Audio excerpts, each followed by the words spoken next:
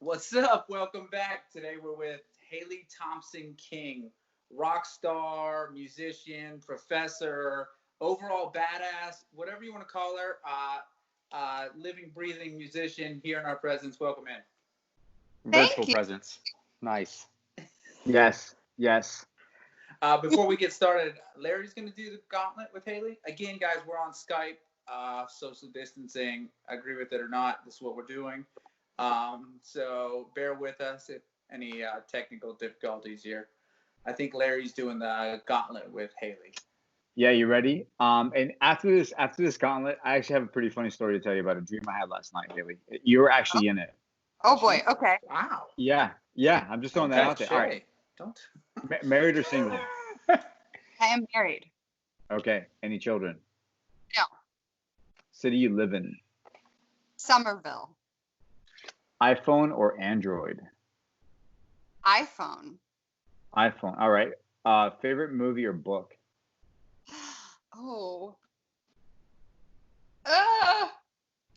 Wuthering Heights is my favorite book. Wuthering Heights. Yeah. What's it about? It's a love story, but it's very dark. And it's just about these two lovers who can never get together, but it's like the greatest love story of all time. They love each other so much and they eventually work it out, but it's great. There's a lot of Romeo and Juliet? No, Larry, that's a tragedy. Tragic. There's a song about it. There's a Kate Bush, who was a UK artist like from the 80s. She wrote this great song, and Pat Benatar actually covers it. So go listen to the song. There's like a whole like interpretive dance. Okay. Oh, okay. I appreciate that little bit of how's that dance history. I feel like I can do that dance. That's awesome. All right. All right. So, favorite genre of music?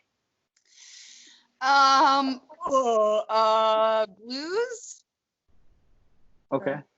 Who's your favorite artist? God, that's so hard because I'm a musician. I'm like, me? No. Go with it. Sure. Why not? Like myself? Like, I don't. I have a lot of favorite artists. I'll just like right now. I'm listening to a lot of classical music actually. Blues wise, probably like Big Mama Thornton or Sister Rosetta Tharpe. I love. I'm listening to a lot of really old like Wailers, like the Wailing Wailers, like original like Bob Marley, Wailer and Peter Tosh, like old 60s ska. And because I'm teaching about it, so I'm just like loving that. And then I'm listening to this piece by a classical French composer called Ravel. And the piece is called L'Enfant de la Sortilège. And it's just this crazy like opera. Like a jazz band, right? What? They're like a jazzy band. The last band you said? Oh, no. The last one I said is like an opera. It's like this operatic gotcha. sort of thing. That seems jazzy.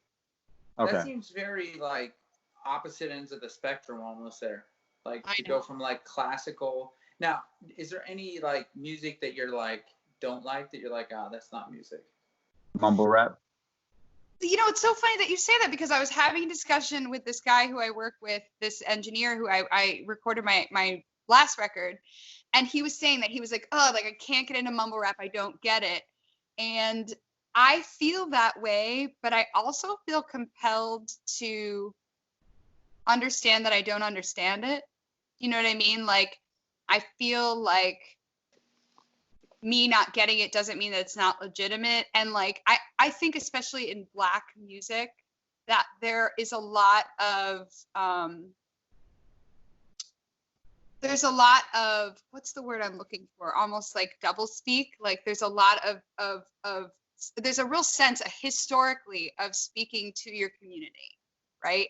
And I feel like me as a white person, like looking in on Black artists, like I can't necessarily, I can't at all say I'm supposed to understand everything that's going on because unfortunately we really just have such different experiences. So like off the bat, I would be like, no, I don't like this, but I'm trying to like, because a lot of my students are into it, I'm trying to be open and be like, okay, why is this triggering me? So, you know what I mean? Getting all like head. Yeah. I think that makes yeah. sense because everything with like culturally it speaks to somebody. That's what means Yeah. popular. Otherwise, it wouldn't be around. So it obviously speaks to a group of people, of all kinds of different people. So that makes sense. Yeah. I get what you're saying. Yeah, they're expressing something, and I may not understand it totally, but you know, there's something there. But yeah, I think what's hard about it is the sense of like, it almost seems like they don't care when somebody is rapping in that way. You feel like that they're just removed from you because it just has this like, I don't care sort of laid back at it, you know, it comes at you that way.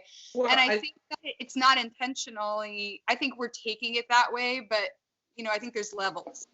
Yeah, I mean that, and I think some of the major rap artists going like, I don't even know why you listen to this stuff. Like, I'm speaking pure Right. nonsense. that has, you know, something to do with it too. But Yeah. like you're right, it speaks to somebody somewhere. So I mean, obviously they're selling records or they're getting iTunes downloads or whatever you know. Yeah. And Count the it other up thing too, nowadays. the other thing to add to that too, one thing that I read and once I read this, I started looking at different music, maybe not to the extent that you are, Hayley, but in regards to basically, if you want to understand what that time period was like, all you have to do is listen to the music and listen to the lyrics, and you get a good sense as to what people were actually going through at that point in time. Mhm. So once I read that, it kind of gave me a new perspective. I started listening to Bob Dylan. I think I started hitting you up, Jeremy, about it. Yeah. I started listening to Bob Dylan. I was like, what a crazy time, you know, like that. Like he was like writing stuff about the hurricane, and it's just cool. You know, it's just cool to sit back and like re-listen to that and understand that little bit of history in that. But yeah, just cool. Yeah, for sure. Um, I think mumble rap will have its place there. Like, we may not get it right now or ever, but yeah, maybe stir we'll fry. and it comes to the table and get it. Yeah, I'm gonna listen Yeah. to it a little bit after we are done tonight. I'm gonna give it a shot. I don't know. See what happens. Yeah, he's Yeah. got Yeah, it on his, he's got it on his tweet it out. playlist. Yeah, I will. I'll see what happens. Yeah, he does. Jeremy probably does, if we're being Yeah, Jamie's honest. already I got feel it like on his playlist. I don't have He's it on got my his queued playlist, up. but I have a very weird variety of all stuff on my Apple Music for sure. Yeah. Get your man. All right. So reservation or just walk in? Oh, we're still doing the questions. Walk. Yeah. I'm a walk-in. Just walk in. Okay. Favorite type of food? I'm gonna say Italian. Okay. I feel like there's some reservation in that. I'm like, because food and like music, I love so much food, and Okay. Yeah. but I love like spaghetti, like that's, or boxed wrong with that? macaroni and cheese. Boxed Oh. macaroni and cheese. As a That's- 40-year-old woman, I'm like, I don't even care. I'm just eating. I was gonna say that's my 8-year-old's jam. That's all Yeah. That's all she eats, like day on the Yeah, daily. that's Mason's jam too. All right. And if we so, do a different macaroni and cheese, she's like, "Is it Kraft?" Like she looks for the logo on the box, and if it's not, she doesn't eat it. Or if she wants to order it out, she's like, "Is it Kraft?" Like the orange. No, I'm like, "No." She's like, "I don't want it." She's Yeah. very specific. don't try and hoodwink me. All right. Yeah, I don't want she's that like, Obi. anyway. Yeah, Okay, so Wait, Italian though. What's the best Italian place in Somerville? There's a place called Vinny's at Night, which is a bodega that you walk into, and then you walk to the back, and there's tables, and there's like people in tracksuits. It's Okay. Yes. I mean, you had me at Now- bodega, and you have to walk to the back. I like That's that. where all the best food is kept. Okay. At the Is it bodega fresh in the pasta? back. It's homemade. Yeah, it's homemade. It's fresh pasta, and it's sort of just this little secret place. Somerville still has a lot of like, it's retained, despite its blowing up and being this kind of, now the rents are really expensive. It's retained a lot of its like ethnic little Mhm. niches, little holes, and people who are, you know, from Italy making Italian food. And we have like Yeah. Ethiopian food across the street made by actual Ethiopians. You know, it's like, it's everything. I went to a place in New York City where it was an Italian restaurant, and we were trying to find a spot to eat, and it was me and another guy, and we ended up going to New York City.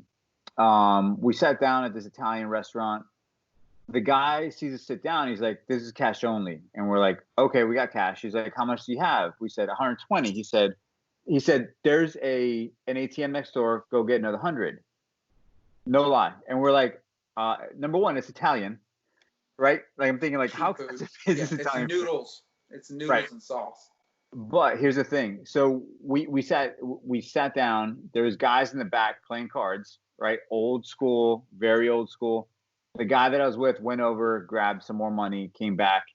He sat down. The guy comes over. He's like, "Do you know what you want?" And we're like, "No, no." He's like, "I'm gonna order for you."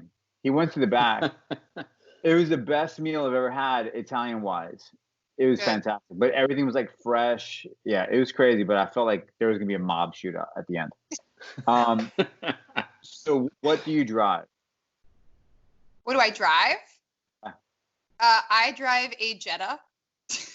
Okay. I drive a standard. Oh, okay. All right. All right. That's what makes it rock and roll. Yeah, All good right. for you. Very rock and Okay. roll guy. All right. Last question. Beer, whiskey, or wine? A wine. Okay. I mean, I love them all. My husband's coming in the door. Hi. Yeah. Tell him to come in. He's Hi, dressed. husband. He looks like, his name's Mac. He looks like he's got like a mask here and a thing here, and like he was out running. Nice. Yes, I think he ran away. That's awesome. That's All right. So that's the last. No, you said wine already. So yeah, that's the last of the questions that we have. So Hayley, maybe we can get into a little bit of history, right? So we went to school with you back in the day. Whoa. I still remember when you would perform in the middle of the halftime. Do not say embarrassing things about me or talk about terrible things I did. I don't know of any. No. We just want to. Yeah, actually, honestly, don't know. That's a different group of people that must know all those stories. we don't have those. We don't have those. As far as I'm aware, we didn't do the appropriate research before we got on, I guess. Who should we contact? Yeah. I kid. I'm sorry. Go on. No. Yeah, no. I just remember you would sing at halftime at football games, and so I've always known you as a musician and having a good voice. So, what was life after high school? Well, it was tough. I went to music school for many years. I did an undergraduate degree at NYU in opera performance, and then I did a master's degree at New England Conservatory of Music here in Boston. That was why I moved to Boston originally. So I did a master's degree in opera as well, and I am this will not surprise the two of you that know me. I really want to be in control of like my artistic output.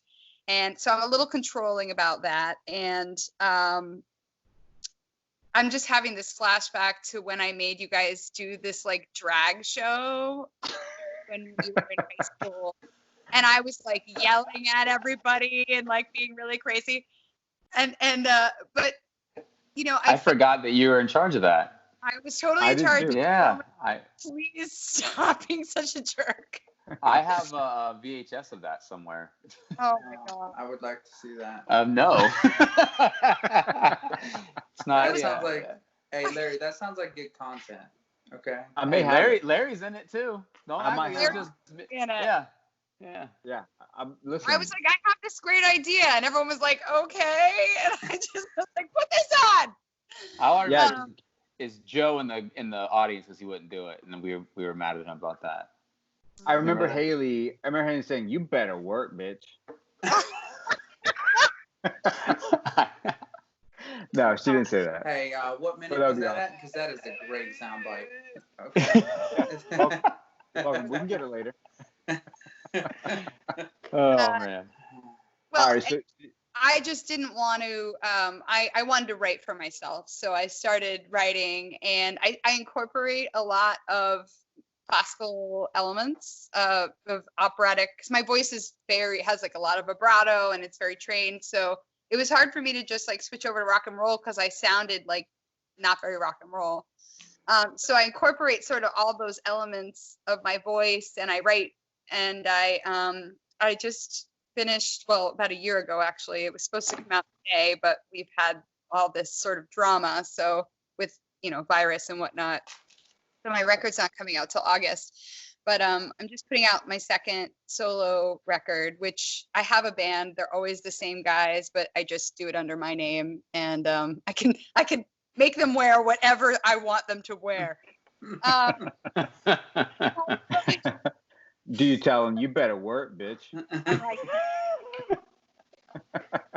Put this on. I make them wear masks of my face while they're. Right on. Do you happen to have a mask, Andy? I would like to see this mask.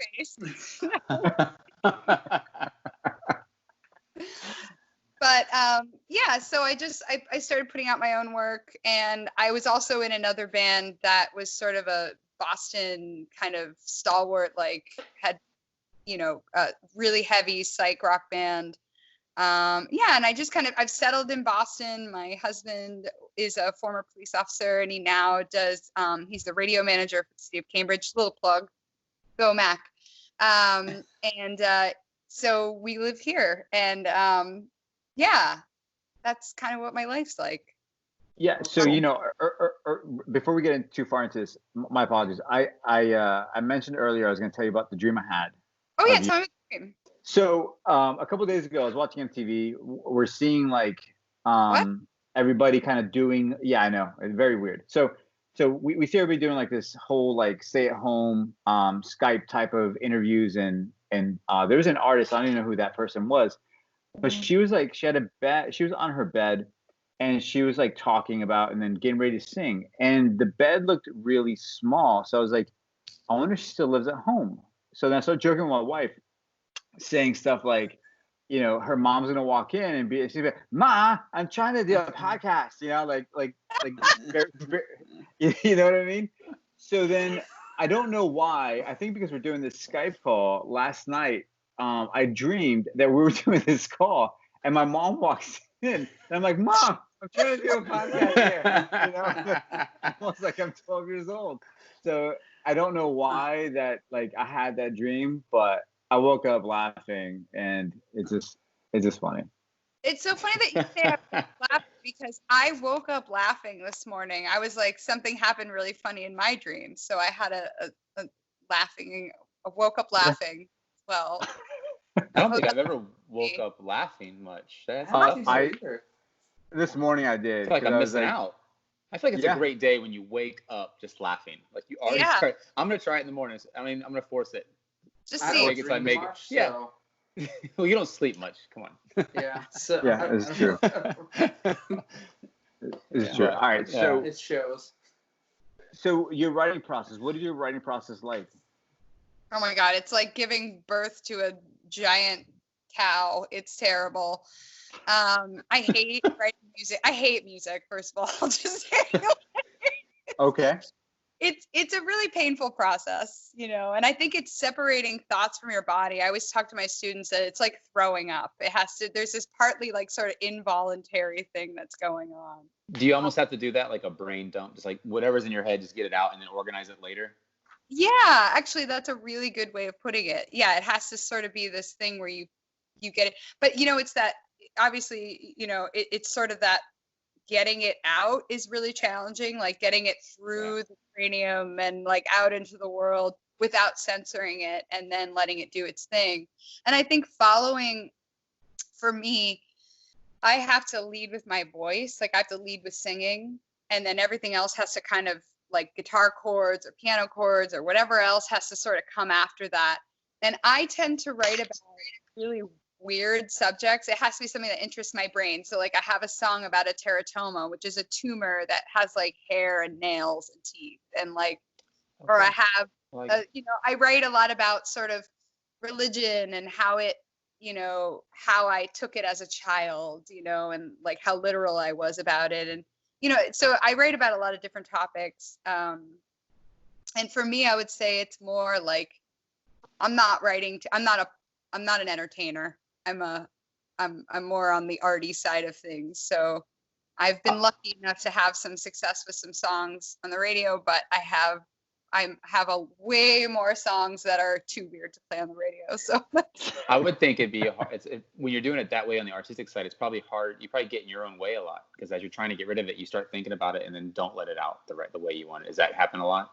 yes, that's exactly sort of it. And it's very like important to you because it is like this little baby that you're kind of weird little baby that you're putting out into the world. Yeah, I can see that. So how do you get past that? Like, how do you get past, right? Because, like, do you worry about what your parents may think, or are you just like, I'm just going to go with it because they'll be fine with it, or? No, I have a really good therapist who I've been with for about 10 years. I met my husband, and then like 3 months later, I was like, I need to go see a therapist. And I like, so it's like I kind of like think of like our relationships all starting at the same time. But it really helps because she's a writer. So basically it's a time for me to work on that skill of letting everything just sort of go stream of consciousness. And then what was the other thing? About my parents. It's so funny you say that because I do write a lot about my family. And it's almost like when you write about your parents or things that you feel towards them, it's like child you writing about your relationship back then, you know, like when you were a teenager or when you were a little kid. And I wrote a song about my dad, and I went to Europe and I did this tour, and I played this huge festival in Sweden, in Stockholm. And I was in this beautiful theater, and I felt so akin to the audience. It was like my last show of like this month-long tour, and I felt like so with them. And I told this story, and I talked about my dad, and then my dad Googled me and saw this performance, and he got really hurt and thought that I was incorrect, like thought that I was saying a bad thing about him when really I was like loving him, but in my own way. And because the way I describe things in song, it's, you know, maybe it would be confusing to an outside person, but it's really about love, this particular song. But the way I framed the song was about this painting. It's called Saturn Devours His Child. And it's this like crazed man, like eating a baby. And the baby's like hanging out of his mouth. And it's really like weird and but I don't understand what he got confused. I don't know. My dad was like, I don't see why he wouldn't think that was love. Yeah, I totally see it. I mean, yeah, I'm an outsider. I eat my kid. I eat my kids when I love them. It was so that was tough. So yeah, I don't worry about what they're gonna say because I know that I have to follow the work. The work has to be the most important thing. It's the most important thing in my life. My husband is aware of that. It is my number one most important thing is my work, and it has to be the thing that dictates everything else. So the work to me is truth. And so everything serves that. They say you serve your higher power. That is my power. And so as long as I'm being honest to that, I feel like I'm okay. So he got over it and he understood, and I explained it to him, but it definitely took a long time. But I have to, that's sort of part of the deal. I'm sure he knows his daughter enough to know that, you know. Hope so. Yeah. Well, he's living in his house when I was in Florida, so we definitely got a lot closer. We got that good time back. It was really, really great. I was like, I'm 40. I'm moving back in with my parents. It's fine. Yeah. There you go. Are they still in awesome. Are they still in Sebastian area? Are they still in the same area?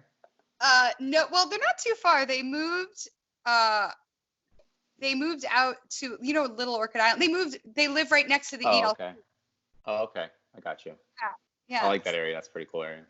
Oh, I know. It's really cool. So they moved there like 20 years ago. So it feels like it's this older home. But yeah, not the house where you guys landed on my yard.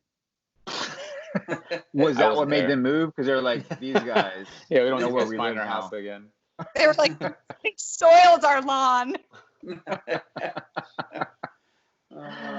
Yeah, it was a good time. It was a good time.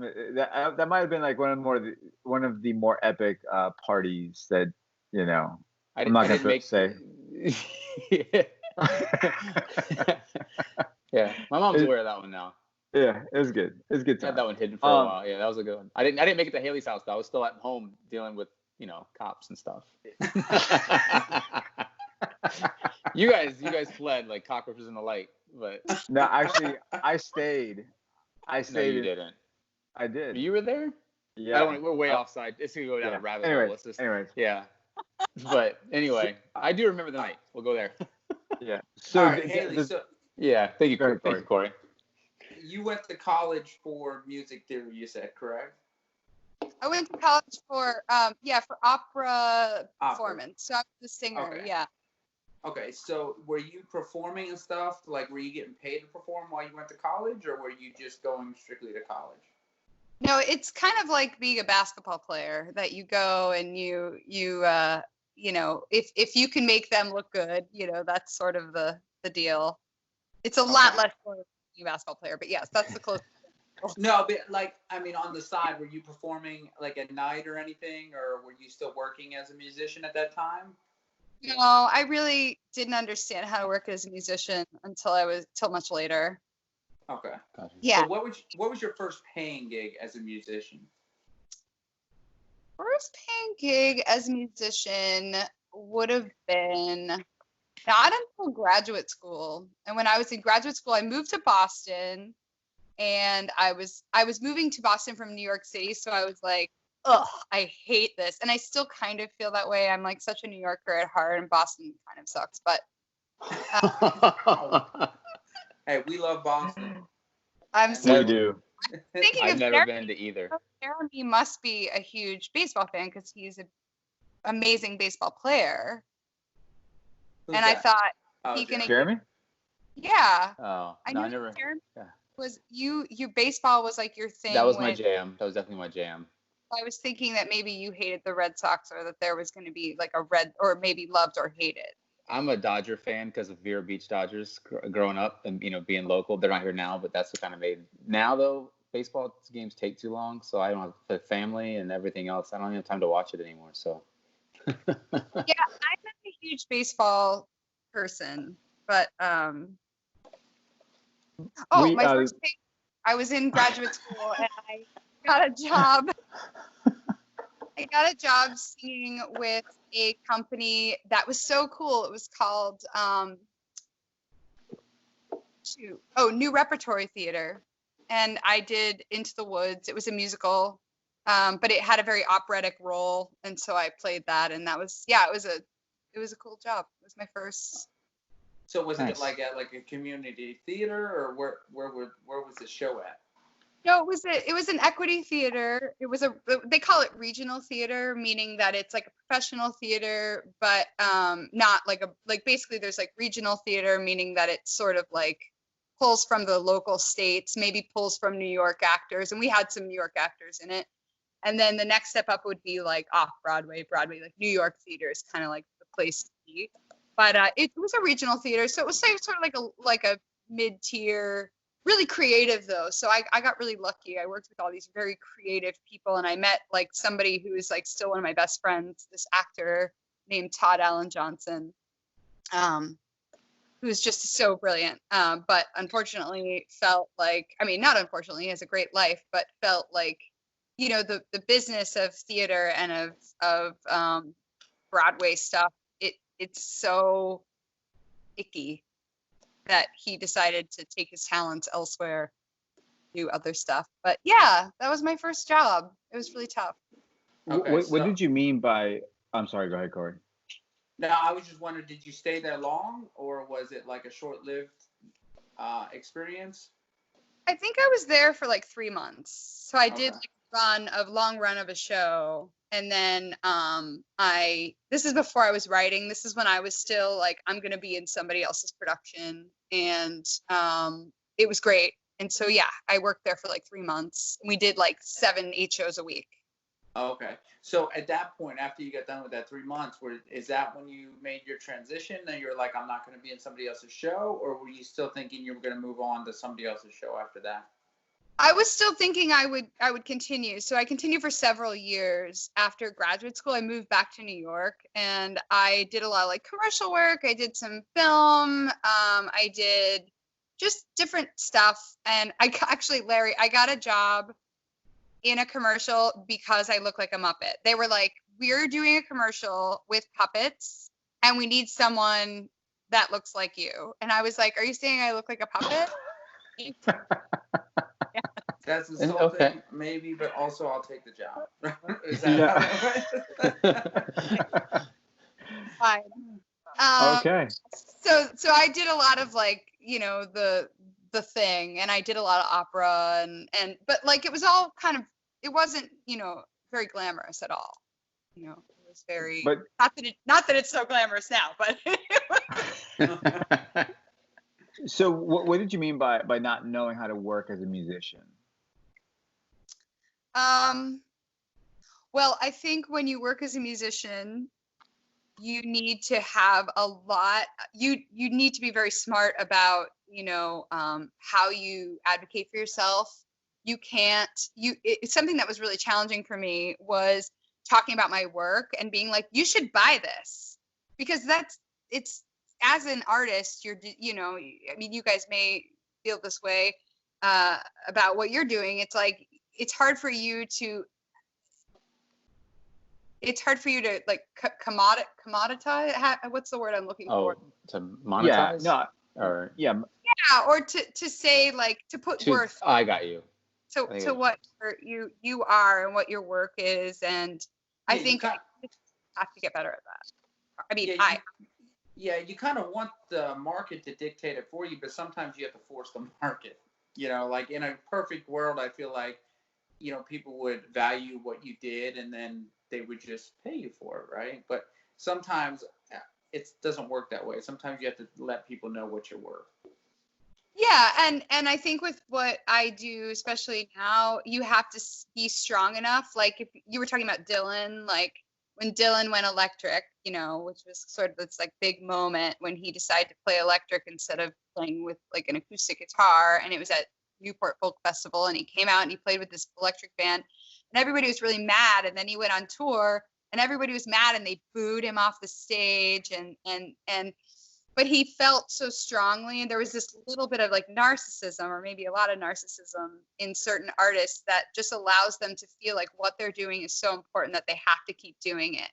And that's always been really challenging for me, because I feel like I love what I do, I believe in it, but I sort of feel like I fail sometimes in demanding that it be the right thing, you know, in sticking up for it. I don't always do that. It's almost like the conviction, right? Like they have that conviction of I'm right and this is how it is. Yeah. And, yeah. Yeah. No, I can see that. I feel like it, but I think it speaks to the passion of your vision and the goals you have, though, too. Like you feel so strongly about it. Why detour off of what you believe in, too? I think so. I think that kind of speaks to what your thoughts of that. I don't know if that makes sense, but it's kind of what I get out of that. Yeah, and on top of that, you talked about that higher power, right? So I feel like that conviction's got to feed that higher power, right? Mm-hmm. So maybe that's how they looked at it as well, as like, this is my higher power, so now I got to feed this and keep it going. So yeah, I don't know. It's actually this other thing. That's the thing that makes it a little bit easier, is I don't look at it as like when I tell my band that they're doing something wrong, or when we talk about a part that isn't right, it's not about my ego. It's about like, there's this right thing and that needs to happen and we have to figure out how. So it's not like I'm like, look at me, you know, like really isn't how my music works. I'm actually like, please do not look at me. I was in a band, side note, for like 5 years, this like heavy like Boston psych rock band, and they were like, please face the audience. Like I would not face the audience. Really? Like, so would you perform with your back to them? I only sang with my back to the audience. Like, just like. It's your stick. It's your stick with that, though. It works out. It works out. You're like the original Sia. Yeah, exactly. Right? I did it first. Thank you. Boom. I think if anybody ever let me in a band, they'd be saying the opposite. They'd be Please saying, turn around. please do not look at the audience. You're scaring them away. Your kazoo skills are not. You can play up to the par. kazoo towards the back Yes, of please. the room. That's it. All right. Behind the drums, please. We wire Yeah. the mic out behind the And curtain. stop bobbing your head. You're off the beat. Okay. Yeah, Haley, I've never met anybody that's worse with beats than Corey. Yeah. Ever. Oh no. Like, Yeah. It's okay. He knows. He can't Listen, clap Haley, I to a know beat. I'm the guy in church that claps off at everybody else. I'm like, I don't understand it for some reason. What I hear is not what everybody else hears. Hey, When they whatever said speaks to you. when they said I march to the beat of a different drum, they said that saying for me because I don't understand it. My wife is very musically talented, and she tells me that I'm off all the time. I've had numerous dance instructors at this point because I've taken numerous dance classes because that's the type of guy I am. When my wife says, let's take a dance class, I'm like, hell yeah. Like, I'm going to master this time. And they're always like, you'll get it. You'll get it. And then, like, we're like, 7 classes in, and they're like, you're not going to get it. They're like, you don't even want your money. Like, just They give you a refund. You get a refund. Yeah, you need to go back to day 1. You haven't got that yet. I'm like, why did we go to day 2? I feel like everybody's assumption is that I will catch on. But at this point in my life, I feel like I'm probably not going to catch on. So and Larry knows I've tried. I ordered, or not ordered, I downloaded and paid for metronome, yeah, on my phone. I've tried learning the guitar on like multiple apps and with people in front of me, and I can pick the strings correctly sometimes. Not like I'm learned anything. Letting them throw that out there, but there's no way I can ever hold a beat. That's why the kazoo is the one for me. Like I just hum along to everybody else, and I've mastered it. That's offbeat a little bit too. It's all right. Yeah. My suggestion would be to listen, not to make a total reference to I don't know if anyone watches The Bachelor, but Listen to Your Heart, which was on last. Okay, so my husband and I are obsessed with The Bachelor. Just Wait. Is this they marketed this for you, didn't they, Haley? Are you watching this? I am, but it's also my worst nightmare because I really am not. I'm not an entertainer, and it's like it's like people who want to entertain, and I'm like like it's like kind of my worst nightmare to be like, let me sing for you. Listen to your heartbeat. It'd be what I would say to you. Is if because your heartbeat will give you a beat. I think he has an rhythm yet, and it skips a beat too. Sorry. Heartbeat. Okay, wait. I got to get back to this Bachelor thing real quick, okay? Because I'll be honest. My wife has watched The Bachelor or Bachelor. I've never seen an episode of it. I don't really understand the whole premise of it. But I've seen the commercials for this. Listen to your heart, okay? And it gets me. What's the girl say? She says in the commercial. She says, "It's hard to sing a love song when you're not in love."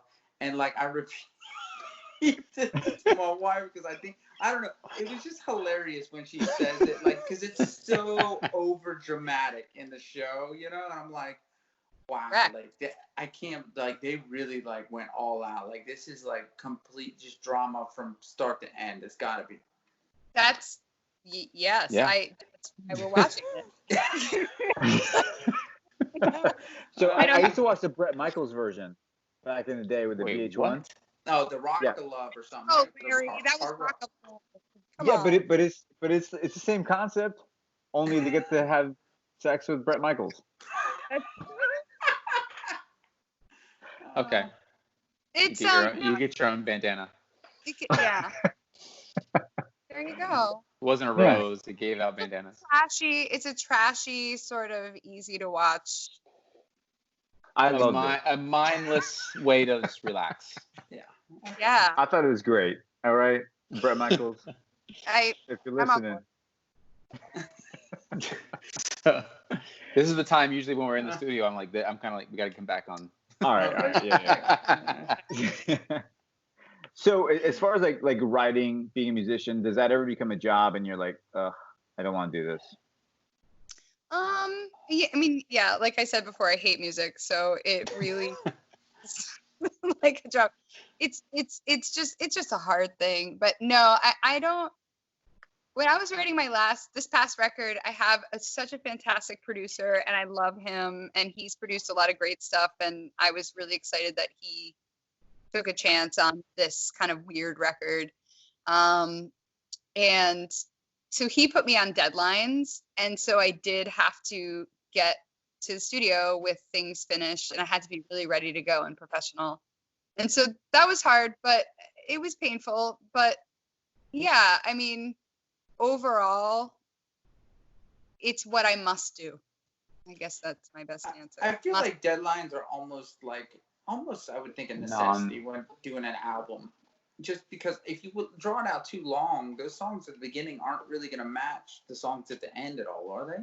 This is a very good point. You're making a good point here. Yes, very true. I would think, if I wrote an album over 5 years, the ones at the beginning and 5 years experience later, they might contradict the ones at the beginning, I'm working on a shorter deadline, so it was more like 8 months. Yeah, but I feel like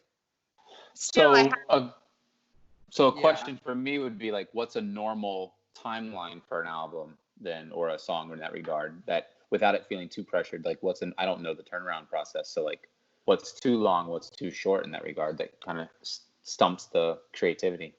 Yeah, I would say, like, for me, it's usually runs in like yearly cycles. So I do like a time, this has been a weird couple of years, but I put out an album like 2 years ago, and then I did a lot of touring, and then I recorded my new album last May, and then it was supposed to come out this May. So I did this whole like year of creative process, and then I was going to do maybe like another year behind that of you tour with the record and you play and you try and sell the record, and publicity and all that kind of stuff behind it. But I haven't been writing anything. And then today I actually came back to trying to get my voice out and do some work again and write again. But yeah, it kind of goes in like cycles where I'm either writing or I'm doing the other side where I'm performing what I've written. I can see that. That's just me. So when you do write an album, then do you try and go with a theme for the whole album, or does it vary from song to song? This album has a theme. It actually tells a story. It's this woman who believes that she has absorbed her twin in utero, and that the twin is like talking to her. So it's kind of unusual. Well, I mean, if you got a tumor that you're singing about, it's like all kinds of she kills the twin because it's like that inner voice, and it's just driving her crazy, and so she kills it. And then she sings this song. She mourns for it. It's I say it funnily, but I know because I'm very funny. But no, I say it jokingly, but it's basically like, we have that voice that's constantly like kind of talking to us, like saying, this isn't good, or trying to steer you in a different direction, or maybe get you off track. And it's about sort of confronting that. So yeah, this does have a what's funny is that I almost bought my son a onesie, and the onesie said I ate my twin. Oh my gosh. So you saying this, like, that's what came to my head. I was like, oh. Yeah. What came to my head? When my youngest, we went and got the first ultrasound, there was 2 sacs in there, and we thought we were having twins. And then the next time, that one was gone. So she did absorb her twin. So Kavanna did absorb her twin. Yeah. So this album is dedicated to Kavanna. Yes. Yeah, we'll see. Yeah. So yeah, I was listening to your stuff, Hayley, and it's really good, by the way. I'm not just saying that because I know you. But like your style is different. Like, it's not like I can't put my finger on it. Like, there's some country in there, but then there's like some blues and there's some rock. Like I feel like it's all over the spectrum. Is that because of what you do for a living as well, like where you're a college professor, or like is that why, do you think? Or I think I'm just kind of always been sort of a scholar, like meaning I love researching different things. And so if I go down the rabbit hole, and that's again the work, if the work is telling me go this way, then that's what I do. And I wouldn't, that's why I'm not more of a pop artist, or that's why I have a second job as a professor, because it is more unusual. It's not entertainment wise, it doesn't go that direction. Yeah, I think it's just that like I have all these things inside of me that I feel I must listen to. And why not? Somebody has put out a full Americana album, a million girls, women, who look like me and who sing great, and it's like they put out Americana records, and that's great, and I think they're following their heart. But I'm like, why not just do something different? Why not make art in a different way? I guess that's kind of my philosophy. What's your favorite song that you've ever written? I have that down too, Corey.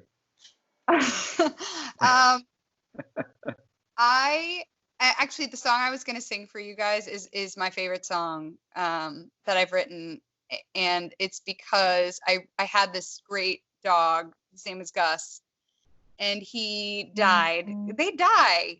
They live, and then they just die. And you're like, you got to stay here, right? And then you want to die. Yes. You are just devastated. But Gus was such an amazing dog. My dad, who these guys may remember, who's this kind of cowboy sort of character, went down during Hurricane Katrina, and he was helping get livestock out of people's houses. And livestock had climbed up on people's roofs and had fallen through in Mississippi. And my dad finds this dog. And then my dad's like, I got you a dog. And I'm like, okay. And then my dad calls me and he's like, you can't have the dog. And I hear my mother in the background being like, John, give her the dog. And he's like, no, I want the dog. It's my dog. And my mom's like, give her the dog. And so my dad drives up and this little dog, this hound dog, comes running up the stairs. I can barely talk about it. And I was just, and he's wiggling, and he's black and white. And I was like, I'm in love with this dog. I have this dog for 13 years. Dog dies on my dad's birthday. Oh, man. Which is today, exactly 2 years ago. Oh. And I write this song, and it was like the dog had given me so much. And then Gus, the dog, gave me this song. He just was like, and it was like this time I just wrote it. And so it may not be your favorite song. I don't want to be like, it's the best song, but it really is. When I sent my album to people, they were like, that's the song. It was just a moment where I could be so real, and it was because of him. It's really special. So yeah, I feel like that's a good segue. Yeah. Yeah, let's hear it. I want to hear it. I hope I don't mess it up now that I've been. Can you hear me okay? Is this too loud? That's good. Perfect. That works. Good.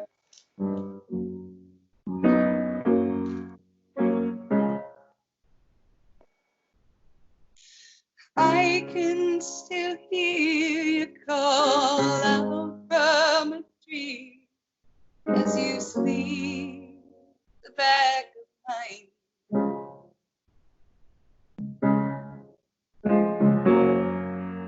Softly talking to the rabbit through the window.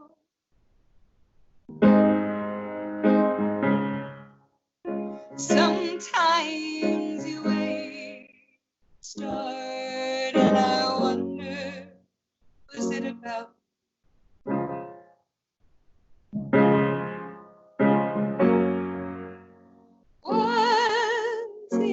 ever about me.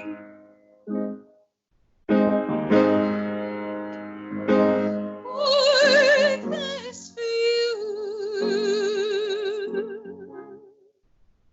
Elijah. Hope you come today. Oh, the place for you, sweet boy.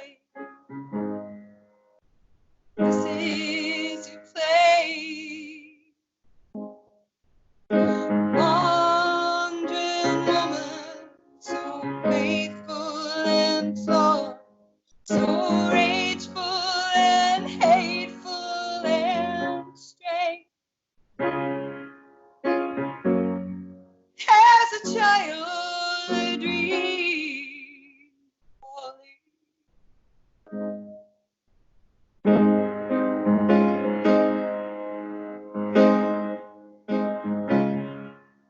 The devil ever present, so hard I would pray, try and humble myself inside of them.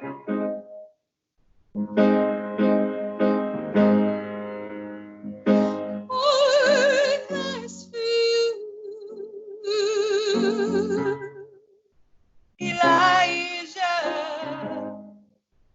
Hope you come today. Oh, the place for you, sweet boy. This is your place. Worthless for you.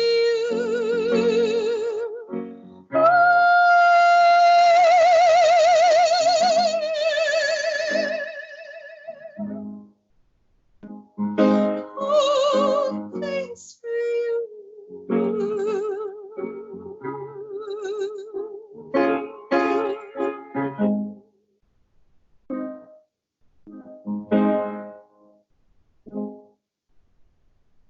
You had your reasons to me like that, and I'll hold it, but it won't bring you back. No, it won't bring you back. You sang.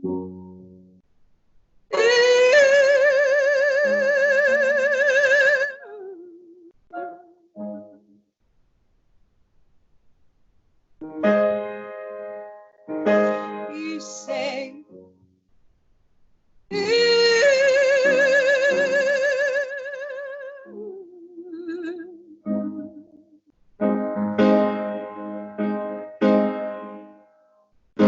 you say,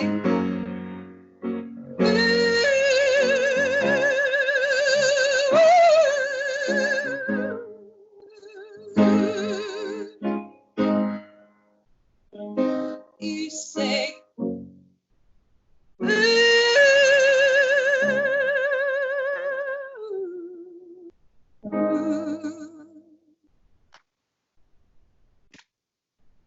Nice. Maybe a little clap. Yeah, right on. yeah. That's awesome. Wow. That was awesome. Yeah. Thank you so Very much. nice. Very nice. Dog. If I remembered what one was our clap button on our soundboard, I'd hit it, but I'd probably end up hitting the intro music or something. This is true. That would be so perfect. It's probably worked. That's probably what you did. Yeah, No. exactly. That was awesome. Thank you. Yeah. So, traveling, right? You went to Europe. You went everywhere. You went on a tour. What is that like? It's great. It's really fun to not know people when you go away and you show up at a new place and you make like 3 kind of best friends. You're such a wanderer, and you're also very free because you don't have a lot. I mean, you have your gear, you have all your guitars and all that stuff. but you don't have all your stuff, like all your shit, and like literally all your baggage, from home or wherever that is. So there's definitely a lot of freedom. It's this feeling of freedom, but it's also really intense. I mean, for me, I'm performing like really emotionally and I'm screaming, but I'm also singing opera and I'm doing like sort of all this stuff every night. And so physically it's just like really hard. But it's really fun. I love being on the road. I love being in Europe. I feel like doing that, you definitely have to prepare yourself. You were saying before you sang the song that you were just starting to get your voice ready again, or I think you said something along those lines. Is that kind of like almost like a season, and you have to build up to it so that you're able to do the endurance piece of that nature? Exactly. It's just like being an athlete. I always tell my students, it's more, I think I would have been a better singer if I had done any sports at all. People who do sports, who play sports, are so much better because they understand that it's physical and you have to build your muscles and you have to work out every day. And I'm better at it now. But also, like when someone's yelling at you or telling you suck, it's not about you. It's like that. It's in the same way like a coach would say that to you. That it's not personal. Yeah. Yeah. And musicians that's hard for us sometimes because we don't tend to be sporty.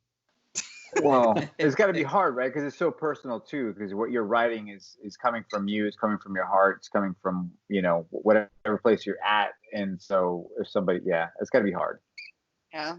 But I think that if you're always, again, like doing your honest thing and you're following what you know is right in your work, then I feel fortified. Like even if people don't like it or whatever, I feel like I've done all I can do. Yeah, and you put out something that you're proud of, regardless whether somebody else is proud of it or not. Yeah, kind of. Sorry, go ahead. I feel like that. Not to wrap it up or anything, but I want to make sure we hit the question. We always ask one question at the end as we get towards the end, and that kind of hits that. I don't know if it might be what you speak to more, but we always ask our guests, what's one thing, if you could, that you've learned in life that you can impart on our listeners that they could put into place now or tomorrow that you feel like you've almost lived by, or a life lesson? What would be the one thing that you would share with our listeners? Get a good therapist. I think everyone should go to therapy. There you go. And that's not easy for people to accept, because that word therapist has got a weird piece to it for a lot of people. It's regional. For some people, I think it's. I think it also does depend on kind of where I live in Massachusetts, so everyone's like, oh yes, we're all in therapy, But I think but I think following your highest power is what I actually heard that from. This is crazy. Alec Baldwin was doing an interview on Howard Stern, who I love Howard Stern. And he was talking about being sober. And he was saying, in AA, what they learned is that whatever comes above your highest power is going to take you down. Whatever you put above whatever your highest power is, if you put alcohol above that, if you put whatever above that, you're going to fail. So I think as long as you are always serving the work, for me, it's my work. I know that I won't regret anything. I'll always have worked as hard as I can for that thing that I worship, Yeah, I think that makes total sense. I mean, first to help, if I heard that listening, I would think, okay, what if they don't know it? They might start analyzing what is my higher power if they don't know. So I think that makes total sense. And realign their priorities on us. So I have one more question before we wrap up. Being that you're a rock history or music history teacher, who has more impact, Beatles or Lynyrd Skynyrd? Oh, that's so tough. Because my students my students are like 18, mostly. They're about 19. I'm listening very intently right now. Have you guys seen the Muscle Shoals documentary? No. What's it called? Oh, go watch I think it's called just the Muscle Shoals. And Muscle Shoals is a city in Alabama, a town, and it's where like a lot of that music was recorded. There's these famous recording studios. And Oh, I think I know what you're talking about. if you're Okay. into Leonard Skinner, which growing up in Florida, I was always very into Leonard Skinner. Like I would have You told got you, to be. Skinner Yeah. definitely. I never listened to the Beatles. My parents did. I did not. And my Beatles are students garbage. are not at all aware of the Beatles Good. or Leonard. Good. Or Leonard Well, Skinner, they need yeah. to know Skinner, okay? They're 19. They They're need 19. Yeah, I Skinner, get all right? that. Everybody needs Skinner, all right? Like, I'm not. Oh, go ahead. When they hear Sweet Home Alabama, they're aware that that is a sample that they have heard. So they're aware of it. I think the Confederate flag is very problematic. And and with a class like this, you know, I think that Leonard Skinner was confused about where they and are confused about where they stand. They have now stopped using the Confederate flag. People have a lot of different viewpoints on it. But I think that that is confusing to my students because of. Well, go ahead. I think, you know, speaking just to the Confederate flag too, because I've changed my stance on that recently too, because I never was. I don't know. Growing up, the Confederate flag was never a symbol of racism to me. It was a symbol of rebels. Like you were a rebel if you flew the Confederate flag. And, you know, I don't even know that I know where I stand on it now. But, you know, after talking with some of my good friends and stuff that, you know, of that, you know, some black guys that I know and are considered really good friends and how they grew up looking at it, you know, it definitely made me think a little different about it. But after a long discussion with them, it made them feel different about it too, because I never flew it as a Confederate flag. I flew it as a rebel flag because I was a rebel. I wanted to be a rebel, you know? So to me, it meant something completely different. So I think that goes to culture too, depending on what culture you were raised in. If you were raised in, you know, a culture that flew it as a symbol of racism, or if you didn't grow up in that culture, but they still flew the flag, that's something completely different. I think, Yeah. first of all, I'm so glad you said that because I think that that is such an honest answer, especially us being from Florida. You know, Yeah. I never associated those two things growing up. And I live in a very different place now. And so what you're saying, I feel you. I do feel Yeah. you. And I think that it's very confusing because of the teaching. We are not taught to associate those two things, slavery and lynching, with the Confederate flag. And I always call it the rebel flag too. I call it the Confederate flag now because of what I teach. I think what changed it for me was really reading about lynching and understanding that more. But I think that I do understand what you're saying. And I think that the only way for us to find a good, like, even though we maybe disagree on whether or not to fly it, I think that having conversations with people who are different than you and who maybe disagree. And I try to tell people this because I'm from Florida and no one else that I hang out with in Massachusetts is. And Florida does get a bad rap.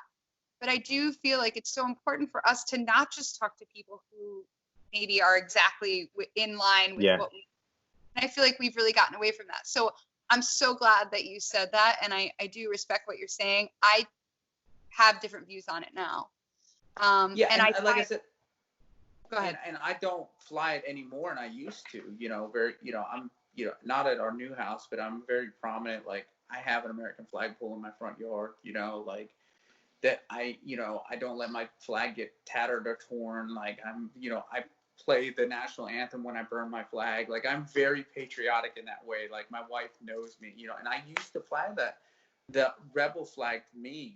And we never had it on a flagpole, but like if we were having an event or a party or something like that, like I could definitely see it being at my house. And then, but again, growing up, it wasn't even the Confederate flag; it was the rebel flag. Like Bo and Luke Duke had it on the top say of the the Duke's car. a hazard. Like, yeah. Like it wasn't about racism; it was about being a rebel. They were making moonshine and running moonshine. They weren't, being racist. Getting away from Boss Hogg.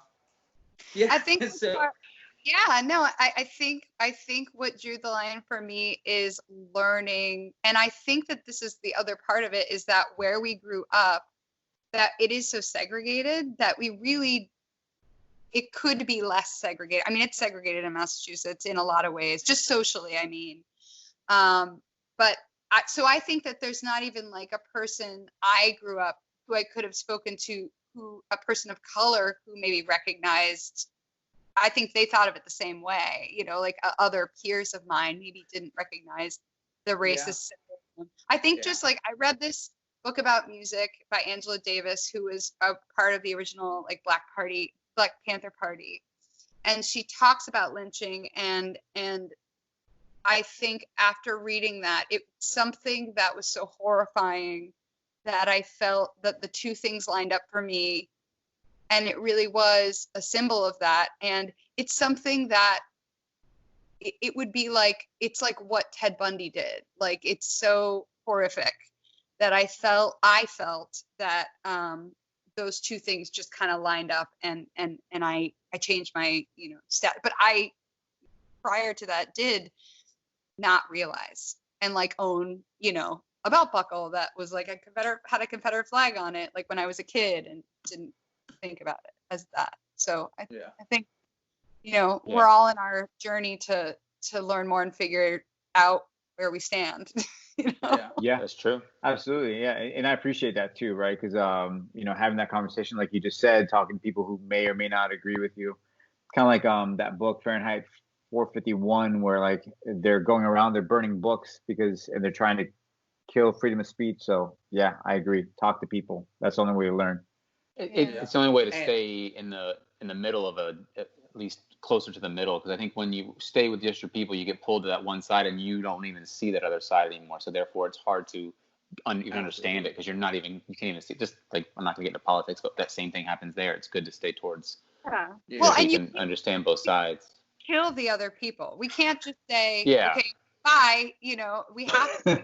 Right. That's true. Right. Sure. I mean, I guess we can, but there's some consequences. Yeah. But most importantly, I think the most important thing she said was the Beatles suck, and Leonard Skinner quoted that. I have to say, the Beatles are confusing because so much of it was not about the Beatles. It was a perfect storm of money coming in from the record label when they came to the United States, of TV just being a thing, of President Kennedy being recently assassinated, and of kids growing up in the sense they just needed something that was lighthearted. Also, this is a totally nerdy statistic. In 1967 or 8, this statistic is slightly wrong.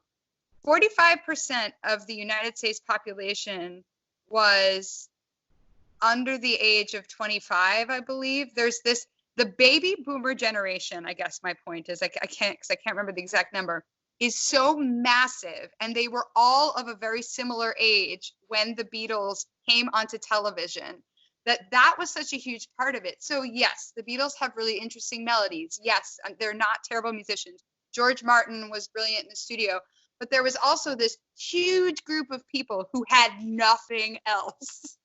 And so they were like, yeah, Beatles. So that makes sense. That makes sense. Language. Yeah.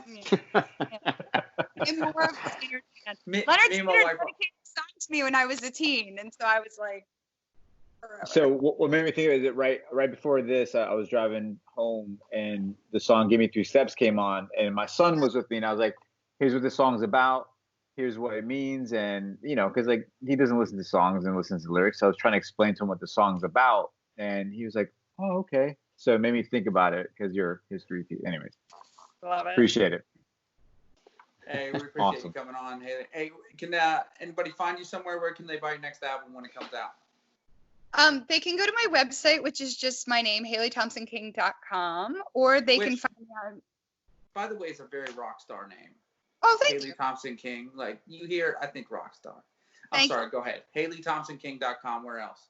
Yeah, Spotify, iTunes, Apple Music, Google Play. Is that what it's called? Yeah. All those places. I just premiered a new single on Billboard last month, which I think is still up on my website. You can go and see it on billboard.com. It's called Drink Her Away. And my new record comes out in August. All right. Congrats. Awesome. That's awesome. Yeah. Congratulations. That's fantastic. Oh my gosh, this is so fun. Yeah. It was good to catch up. he's hiding in the bedroom because we live in a loft.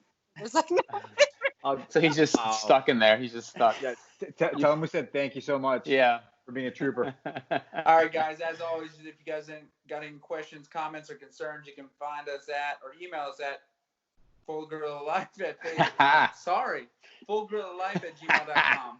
And if you want to see what's going on our social media, you can find us Facebook and Instagram at Full Gorilla Life and on Twitter at Gorilla Full with 2 L's.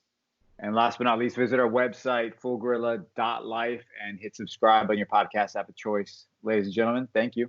Later. All right. Take care.